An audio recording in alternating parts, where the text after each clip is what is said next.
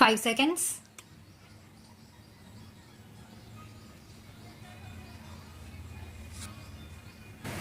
I deem it a privilege to be invited to address this joint session of the US Congress. I thank you for the invitation. I bring you the greetings and good wishes of the people of India. India and the United States have much in common that is very important to both countries. You are the world's oldest democracy. We are its largest.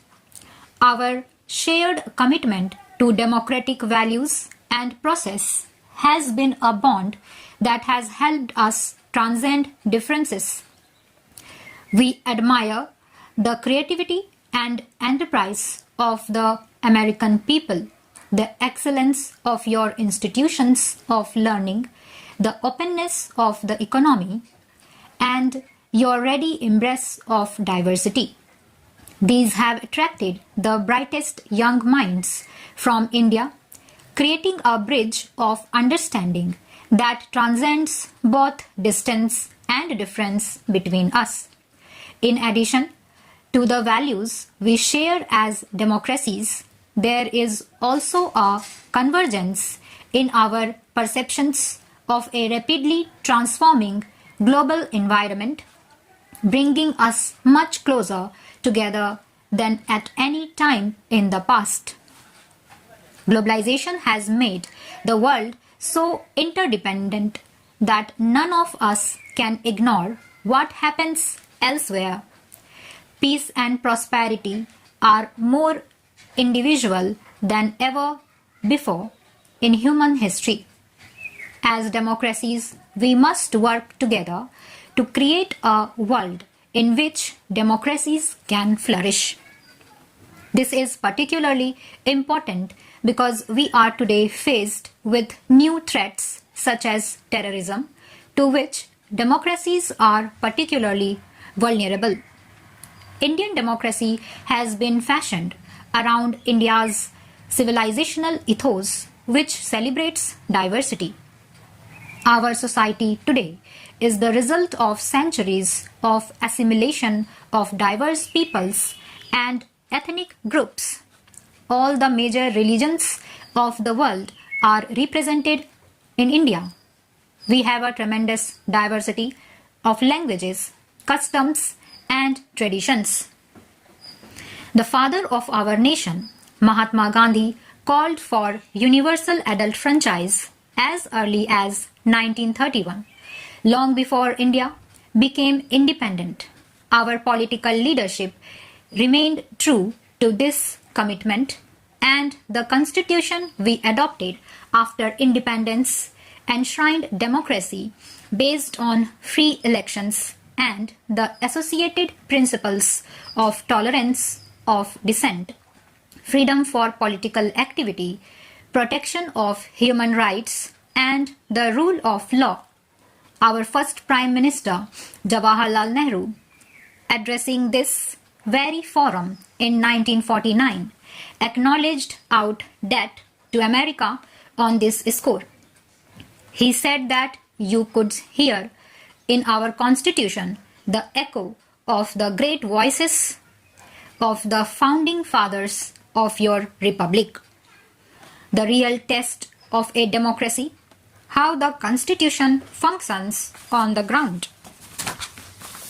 All Indians can be proud of what we have achieved in this area, and our experience is also relevant beyond our boundaries.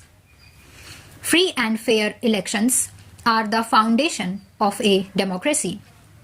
Over the past 6 decades, governments in India at both the national and state level have regularly sought the mandate of the people through elections. Our elections are conducted under the supervision of a statutory independent election commission, which has earned respect for its fairness and transparency, both at home and abroad. The independent judiciary has been a jealous defender of our Constitution and a credible guarantor of the rule of law. The press is a key institution in any democracy, and our media has a well-earned reputation for being free and fearless. Our minorities, and we have many, participate actively in all walks of national life, political, commercial, and cultural. Civil society organizations are thriving and are vigilant in protecting human rights. They are also watchful of threats to the environment. Our army has remained a professional force subject throughout to civilian control. Recently, the Constitution was amended to ensure constitutionally mandated elections to village and municipal councils. This process has produced no less than 3 million elected representatives in the country, with 1 million positions reserved for women.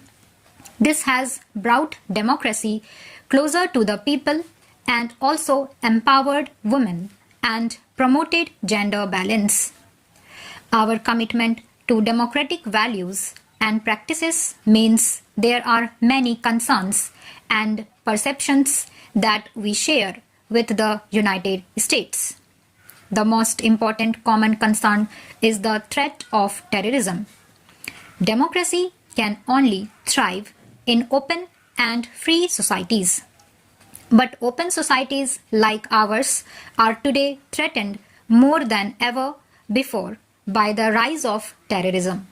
The very openness of our societies makes us more vulnerable, and yet we must deal effectively with the threat without losing the openness we so value and cherish. India and the United States have both suffered grievously from terrorism, and we must make common cause against it. We know that those who resort to terror often clothe it in the garb of real or imaginary grievances. We must categorically affirm that no grievance can justify resort to terror. Democracies provide legitimate means for expressing dissent. They provide the right to engage in political activity and must continue to do so. However, for this very reason, they cannot afford to be soft on terror. Terrorism exploits the freedom our open societies provide to destroy our freedoms. The United States and India must work together in all possible forums to counter all forms of terrorism. We cannot be selective in this area.